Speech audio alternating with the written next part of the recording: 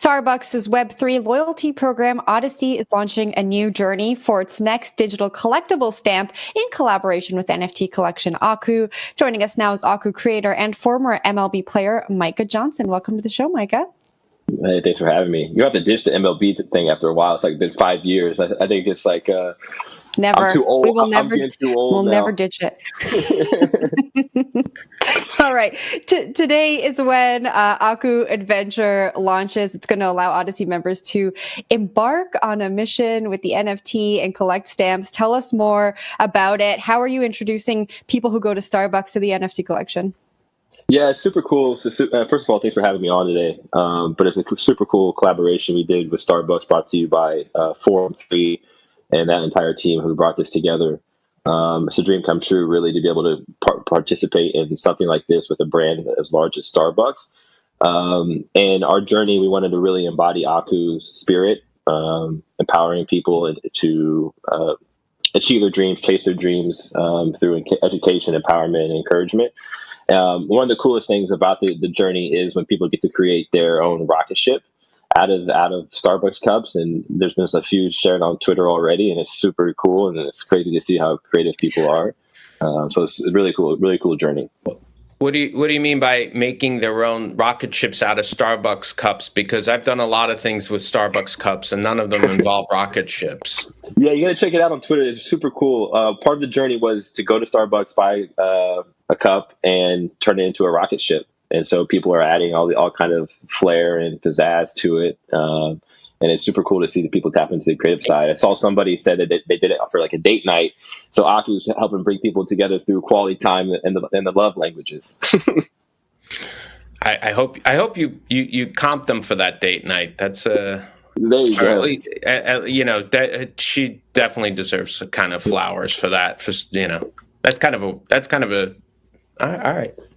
It's nice, right? Quality time. One of the 5 shouldn't love take their languages. dates to Starbucks. I mean, spend a little more. I know they're expensive, but come on. I love it.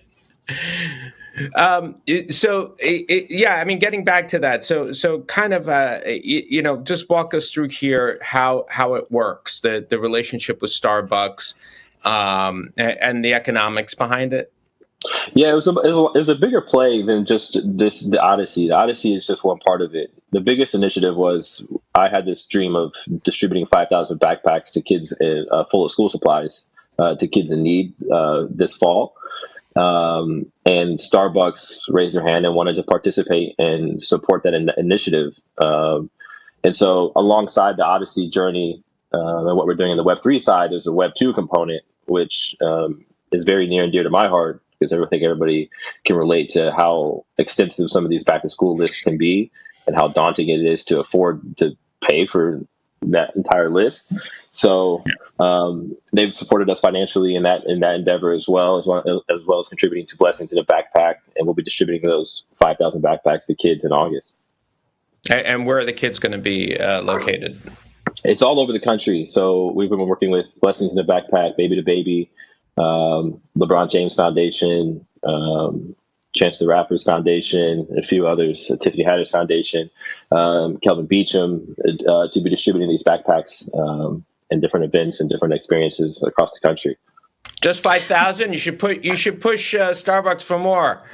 Let's do it next year. I think CoinDesk can get involved next year too. 50,000. This video clip as it.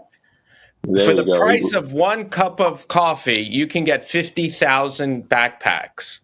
I know where I'm coming next year. You guys got the big dreams. Yeah. Micah, I have to ask you, this whole project was inspired by your nephew. Now, you're talking about Blessings in a Backpack. What does it feel like to see some of these systemic issues that have, held people of color back from these grand positions be addressed because of your NFT project? Well, I think for me, the most important part of life is this. I've been very blessed to achieve many great things in my life that have been selfish endeavors, playing in the major leagues, having my art shown in different places. Those are all selfish endeavors. And nothing feels better than actually doing good in the world. And so this initiative, although, it does nothing for maybe the Aku anywhere from like the money side of things. What it does is it speaks to a mission. It speaks to our character, not just being a character that represents good, but a character that's actually doing good in the world. And I think that's a rare kind of combination. There might be very popular characters, but what character is actually making change in the world? And that's really all I care about at the end of the day. And I think that's what God's called me to do. So, I mean, the kind of elephant in the room here is that NFT market's doing pretty poorly in general. People are getting laid off, NFTs just aren't selling. And just generally, there's just not nearly the kind of hype that there was. And I know a lot of people say like, oh, this is good because like the high quality projects are going to come through, et cetera, et cetera. But still, it's not a great situation, right, for NFTs. And I'm just curious, like, if that's affected your project at all, or just, how you see that atmosphere. Yeah, 100% affected us as well. The financial situations of NFTs, as you said, is not as great as it once was.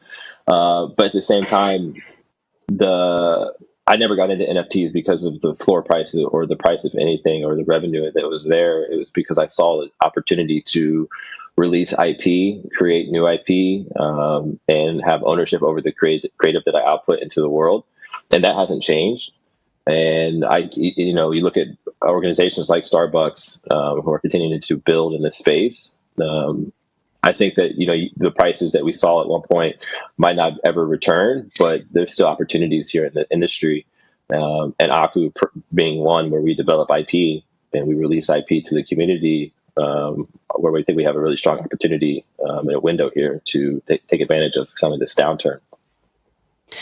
Mike, on the topic of intellectual property, you recently tweeted, Hollywood is shut down, Web3 is open, Web3 has a chance to be a new medium of storytelling. This comes as a union representing over 150,000 Hollywood actors officially went on strike last week. Tell me how you envision Web3 to usher us into the future of entertainment. Yeah, look at the way I did it. I knew nothing about Hollywood. I knew nothing about entertainment. I knew nothing about that industry, but I've been able to, for now years, generate revenue off of this character and off of this IP. And I still retain 100% ownership over this IP. And so I think this new ownership model and sharing in the upside of these our creative is very important. And that's what Web3 does. It gives us a platform and an opportunity to build an audience and build a community. You look at some of these communities that exist now, millions of followers. You look at Pudgy Penguins, they have hundreds and hundreds of thousands of followers on Instagram, and they're moving products at an extremely alarming rate. The financial kind of constraints that existed before by having dependencies on bigger organizations to output our creative that's not there anymore. But now I think Web3 can be that new medium, and I'm hoping to usher in a new wave of creatives during this tough time right now. Any other big partnerships in the works? You see these headphones? Check those out. Are those Dre?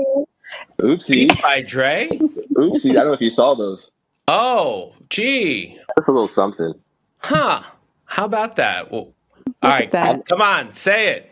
Don't just hold back. There you go. I mean, you got them out. You got them. There's a very limited, but we're trying to make them go very public. So pressure's on them as well. It's They're cool, huh?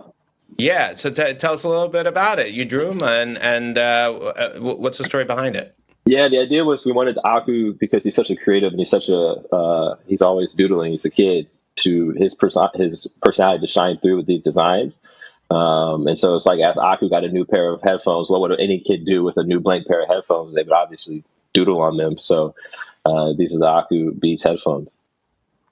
How many are going to be made? Are they limited edition? It was super limited. So there was only 13 that were made, and three of them went to the community, and I shipped those out last week. A couple others went to some of our partners and key people, and obviously I got one pair, so I got to keep it super clean. I assume they're hand painted and not. They're not. No, but what? They are. No, they're digitally painted, and then boom, they did it, the whole thing. The real deal. I got the box. You gotta check the box out. You got the box and all. Wow. Those are. How much are they? Just asking for a friend.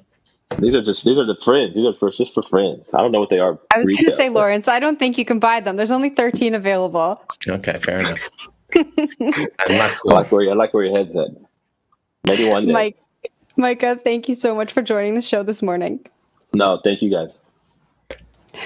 That was Algo creator Micah Johnson.